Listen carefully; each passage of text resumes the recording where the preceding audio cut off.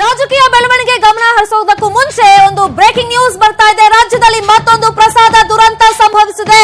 ಹರಿಸೇವೆ ಪ್ರಸಾದವನ್ನ ಸೇವಿಸಿ ಓರ್ವ ಸಾವನ್ನಪ್ಪಿದ್ದಾರೆ. ಪ್ರಸಾದ ಸೇವಿಸಿ 20ಕ್ಕೂ ಹೆಚ್ಚು ಮಂದಿ ಅಸ್ವಸ್ಥರಾಗಿದ್ದಾರೆ ಅಂತ ಗೊತ್ತಾಗಿದೆ.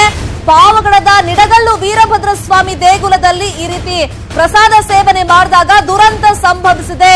ಓರ್ವ ಈಗಾಗಲೇ ಸಾವನ್ನಪ್ಪಿದ್ದಾರೆ, ಸಾಕಷ್ಟು ಮಂದಿ ಈಗ ಅಸ್ವಸ್ಥರಾಗಿದ್ದಾರೆ ಅಂತ ಗೊತ್ತಾಗಿದೆ. ಪಾವಗಡದ ನಿಡಗಲ್ಲು ವೀರಭದ್ರ ಸ್ವಾಮಿ ದೇಗುಲದಲ್ಲಿ ಪ್ರಸಾದ ದುರಂತ ನಡೆದಿರೋದು. ತುಮಕೂರು ಜಿಲ್ಲೆ ಪಾವಗಡ ತಾಲೂಕಿನ ನಿಡಗಲ್ಲು ಗ್ರಾಮದ ದೇವಸ್ಥಾನದಲ್ಲಿ ಈ ರೀತಿಯಾಗಿ ದುರಂತ ನಡೆದು ಹೋಗಿದೆ.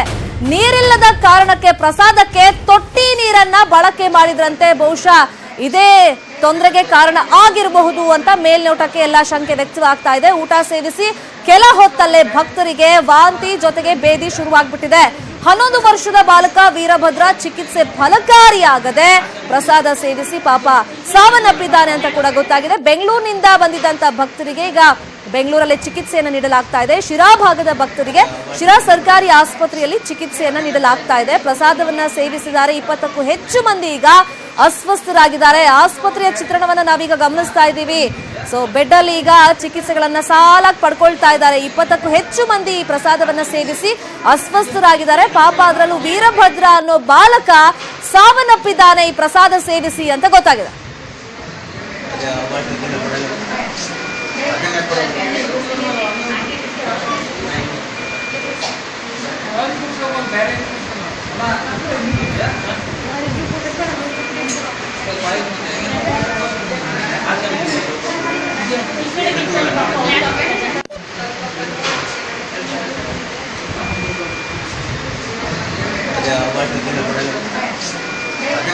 ನಿಡಗಲ್ ವೀರಭದ್ರ ಸ್ವಾಮಿ ದೇವಸ್ಥಾನಕ್ಕೆ ಹೋದ್ವಿ. ಮತ್ತೆ ಅಲ್ಲಿ ಅಡುಗೆ ಮಾಡಿ ನೀರಿನ ಪ್ರಾಬ್ಲಮ್ಗೋಸ್ಕರ ತೊಂದರೆ ಆಗಿ ಈ ಥರ ಆಯಿತು.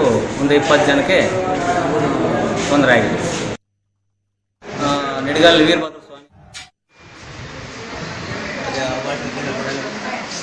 ಬಹುಶಃ ಸುಲ್ವಾಡಿ ಪ್ರಸಾದ ದುರಂತ ಯಾರು ಕೂಡ ಮರ್ತಿಲ್ಲ ರಾಜ್ಯದ ಜನತೆ. ಅಂಥದ್ರಲ್ಲಿ ಈಗ ಮತ್ತೊಮ್ಮೆ ತುಮಕೂರಿನಲ್ಲಿ ಈ ರೀತಿ ಪ್ರಸಾದ ದುರಂತ ಸಂಭವಿಸಿದೆ. ಈಗ ಓರ್ವ ಬಾಲಕ ಈ ಪ್ರಸಾದ ಸೇವನೆ ಮಾಡಿ ಸಾವನ್ನಪ್ಪಿದ್ದಾನೆ. 20ಕ್ಕೂ ಹೆಚ್ಚು ಜನರು ಅಸ್ವಸ್ಥರಾಗಿದ್ದಾರೆ. ಅವರಿಗೆಲ್ಲ ಆಸ್ಪತ್ರೆಯಲ್ಲಿ ಚಿಕಿತ್ಸೆಯನ್ನು ನೀಡಲಾಗ್ತಿದೆ ಅನ್ನೋ ಮಾಹಿತಿ ಲಭ್ಯವಾಗಿದೆ.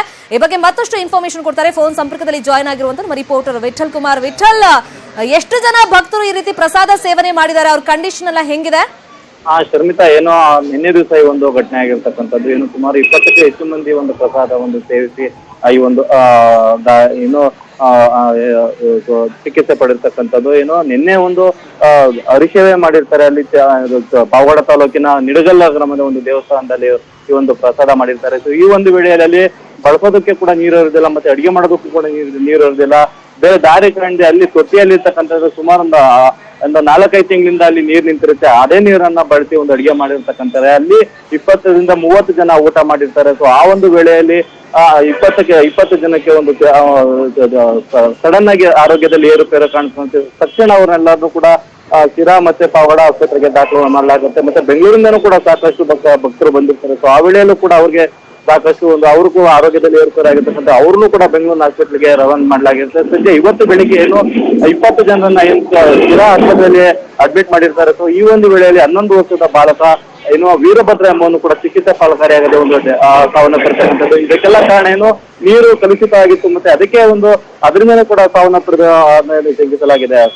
ಅಂದ್ರೆ ಈಗ ತೊಟ್ಟಿ ನೀರನ್ನ ಯೂಸ್ ಮಾಡೋಕು ಮುಂಚೆ ಅಲ್ಲಿ ಯಾರು ಗಮನ ಹರಿಸ್ಲಿಲ್ವಾ ಇದಕ್ಕೆ? ಅಂದ್ರೆ ನೀರ್ ಬೇಕಾಗಿತ್ತು ಅಥವಾ ಬೇರೆ ಕಡೆಯಿಂದ ನೀರ್ ತಂದು ಮಾಡೋಣ ಈ ಪ್ರಸಾದದ ಅಡುಗೆನ ಅಂತ ಆತರ ಯಾರು ನೋಡ್ಕೊಂಡಿಲ್ವಾ? ಹೆಂಗೆ ಅಂದ್ರೆ ಶರ್ಮಿತ, ಏನು ಪಾವಗಡ ತಾಲೂಕಲ್ಲಿ ಇರೋದು ಅಂದ್ರೆ ಬಾರ್ಡರ್ ಆಗಿರುವಂತ ಗ್ರಾಮ ಅದು. ಅಲ್ಲಿ ನೀರಿನ ವ್ಯವಸ್ಥೆ ಸರಿಯಾಗಿರೋದಿಲ್ಲ. ಅಂದ್ರೆ ನಿಡಗಲ್ ಅಲ್ಲಿ ಆ ಗ್ರಾಮದಲ್ಲಿ ಈಗಾಗಲೇ ನೀರಿನ ಸಮಸ್ಯೆ ಸಾಕಷ್ಟು ಎದ್ದು ಕಾಣ್ತಾ ಇದೆ. ಈ ಒಂದು ಭಕ್ತರು ಏನು ಹೋಗಿದ್ರು ಅಲ್ಲಿ ಅವರು ಹರಿಸೇವೆ ಮಾಡ್ಲೇಬೇಕಿತ್ತು ಎಂಬ ಒಂದು ನಿಟ್ಟಿನಲ್ಲಿ ಅಲ್ಲಿ ಬೇರೆ ಕಡೆ ಎಲ್ಲ ನೀರು ಹುಡುಕಾಡಿದ್ದಾರೆ. ನೀರು ಕೊನೆ ಪಕ್ಷಕ್ಕೆ ಸಿಗದ ಕಾರಣ ಬೇರೆ ದಾರಿ ಕಂಡು ಈ ಒಂದು ನೀರನ್ನ ಉಪಯೋಗಿಸಿರತಕ್ಕಂಥದ್ದು. ಶರ್ಮಿತಾ, ಅಂದ್ರೆ ಈಗ ಡಾಕ್ಟರ್ ಏನ್ ಹೇಳ್ತಿದ್ದಾರೆ? 20 ಜನ ಅಸ್ವಸ್ಥರಾಗಿದ್ದಾರೆ. ಅವ್ರ ಕಂಡೀಷನ್ ಬಗ್ಗೆ ಸದ್ಯಕ್ಕೆ ಈಗ ಅಲ್ಲಿನ ವೈದ್ಯರು ಹೇಳ್ತಿರೋ ಪ್ರಕಾರ ಸದ್ಯಕ್ಕೆ ಈಗಿರೋ 20 ಜನರಲ್ಲಿ ಯಾವುದೇ ರೀತಿಯಾದಂತಹ ಆತಂಕ ಪಡುವಂತ ಪರಿಸ್ಥಿತಿ ಇಲ್ಲ. ಎಲ್ರಿಗೂ ಕೂಡ ಇಲ್ಲೇ ಚಿಕಿತ್ಸೆ ಕೊಡ್ಲಾಗ್ತಾ ಇದೆ. ಅಕಸ್ಮಾತ್ ಏನಾದ್ರು ಚಾಲೆಂಜಸ್ ಆಗಿ ಇವರ ಆರೋಗ್ಯದಲ್ಲಿ ಬೇರೆ ತರದ್ ಏನಾದ್ರು ದುಷ್ಪರಿಣಾಮ ಏನಾದ್ರು ಎದುರಾಯ್ತು ಅಂದ್ರೆ ಅವ್ರನ್ನ ಕೂಡಲೇ ಬೇರೆ ಆಸ್ಪತ್ರೆಗೆ ರವಾನಿಸಲಾಗುತ್ತೆ. ಸದ್ಯ ಈವರೆಗೂ ಕೂಡ ಯಾವುದೇ ರೀತಿಯಾದಂತಹ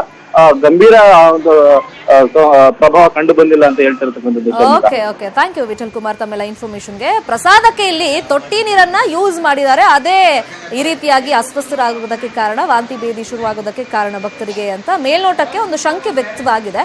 ಬಟ್ ನಮ್ಮ ರಿಪೋರ್ಟರ್ ವಿಠಲ್ ಆಗ್ಲೇ ಹೇಳ್ತಾ ಇದ್ರು, ಅಂದ್ರೆ ಆ ಭಾಗದಲ್ಲಿ ನೀರಿನ ಸಮಸ್ಯೆ ಇದೆ, ನೀರಿನ ಕೊರತೆ ಇದ್ದಿದ್ರಿಂದ ಇವರು ಪ್ರಸಾದವನ್ನ ಮಾಡೋದಕ್ಕೆ ತೊಟ್ಟಿ ನೀರನ್ನೇ ಯೂಸ್ ಮಾಡ್ಬಿಟ್ಟಿದ್ದಾರೆ, ಹಾಗಾಗಿ ಈ ಸಮಸ್ಯೆ ಆಗಿರಬಹುದು ಅಂತ ಜನ ಕೂಡ ಆ ಬಗ್ಗೆ ಮಾತಾಡ್ಕೊಳ್ತಾ ಇದ್ದಾರೆ. ವೀರಭದ್ರ ಸ್ವಾಮಿ ದೇಗುಲದಲ್ಲಿ ಈ ರೀತಿಯಾಗಿ ಘಟನೆ ಆಗಿರೋದು ನಿನ್ನೆ ಆಗಿರುವಂತ ಘಟನೆ ಇದು. ಬಟ್ ಇವತ್ತು 11 ವರ್ಷದ ಬಾಲಕ ವೀರಭದ್ರ ಅನ್ನೋರು ಸಾವನ್ನಪ್ಪಿದ್ದಾರೆ ಅಂತ ಗೊತ್ತಾಗಿದೆ. ಇನ್ನು 20ಕ್ಕೂ ಹೆಚ್ಚು ಜನರಿಗೆ ಈ ರೀತಿ ಅಸ್ವಸ್ಥರಾಗಿದ್ದಾರೆ, ಅವರಿಗೆಲ್ಲ ಆಸ್ಪತ್ರೆಯಲ್ಲಿ ಟ್ರೀಟ್ಮೆಂಟ್ ಅನ್ನ ನೀಡಲಾಗ್ತಾ ಇದೆ. ಬಟ್ ಡಾಕ್ಟರ್ ಪ್ರಕಾರ ಈಗ 20 ಜನರು ಕೂಡ ಸ್ಟೇಬಲ್ ಆಗಿದ್ದಾರೆ, ಹೆಲ್ತ್ ಕಂಡೀಷನ್ ಎಲ್ಲ ಸ್ಟೇಬಲ್ ಆಗಿದೆ, ಏನ್ ಕ್ರಿಟಿಕಲ್ ಅಂತ ಯಾರೂ ಇಲ್ಲ ಅಂತ ಡಾಕ್ಟರ್ ಕೂಡ ಮಾಹಿತಿಯನ್ನು ಕೊಟ್ಟಿದ್ದಾರೆ.